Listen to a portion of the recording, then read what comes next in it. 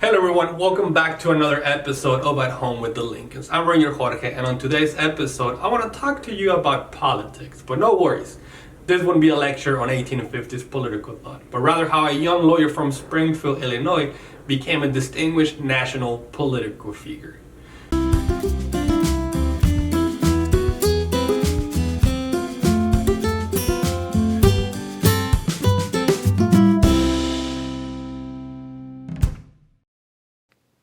"28-year-old Abraham Lincoln arrived to Springfield in 1837, riding on a borrowed horse without his belongings in 2 saddlebags. Lincoln also brought with him years of political experience to Springfield. While living in New Salem, he served in the Illinois General Assembly for Sangamon County as a member of the Whig Party from 1834 to 1837, a job he would continue to do in Springfield from 1838 to 1842. Lincoln's move to Springfield was a result of one of his early political actions. In 1837, already a well-known legislator in Whig state politics, he and 8 other members of the Sangamon delegation, known collectively as the Long Nine for being quite tall, were successful in moving the state capital from Vandalia to Springfield that same year. Moving from New Salem to Springfield was a big change for Lincoln, even though it was approximately a 20-mile move. Have you ever experienced a big move or taken on a new challenge? Drop your thoughts in the comments below. The early 1840s were exciting years for Abraham Lincoln. In 1842, he married Mary Todd, and a year later, their first child, Robert, was born. In 1844, not only did the Lincolns purchase this home, but it would also be the year of Abraham Lincoln's first attempt to run for office at the national level. A year earlier, Mary Lincoln's cousin John Todd Stuart announced he was going to retire from politics, leaving his seat in the U.S. House of Representatives open. Unfortunately for Lincoln, he failed to win the nomination. However, Lincoln's chance came later, when in 1846 he won the election to the U.S. House of Representatives, serving for only 1 term.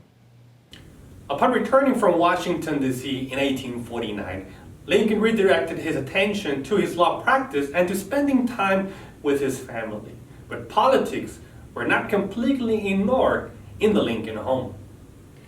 Lincoln kept himself well informed on current events thanks to the multiple newspapers available at the time, such as the Illinois State Register, the Illinois Globe, or the Illinois State Journal. It is possible that Lincoln was sitting in this room when he read the news in 1854 of a new bill introduced by Illinois Senator Stephen Douglas. The Kansas-Nebraska Act would allow for the expansion of slavery into Western territories. Lincoln's opposition to the Kansas-Nebraska Act, a bill fueled by Douglas's theory of popular sovereignty, motivated Lincoln to re-enter politics, sparking a political and ideological rivalry between Lincoln and Douglas in 1858.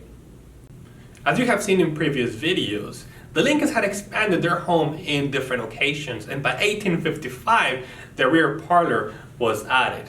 This extension made it possible for the Lincolns to host way more people than before. Also, Lincoln would utilize this rear parlor as his study, and it was here where he would sit down, read some of his books, or meet with his friends and supporters, and in order to have some privacy, he would actually close this wooden door right here. Not a lot of people often see this, but I'm going to show you how this works.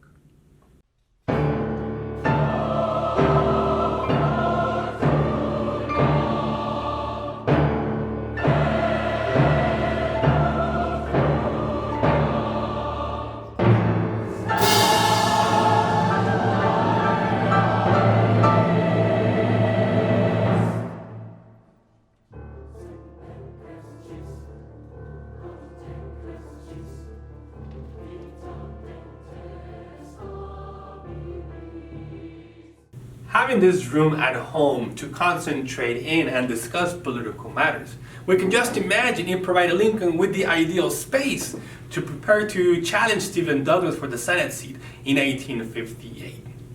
With candles illuminating this room, we can picture Lincoln studying the institution of slavery in here, maybe reflecting on that idea that a house divided against itself cannot stand. As we shall see in future videos, Lincoln's Senate race in 1858 would turn out to be the first step towards achieving the highest office in the nation. If you have any questions about today's episode, please drop your comments below, and we'll see you next time.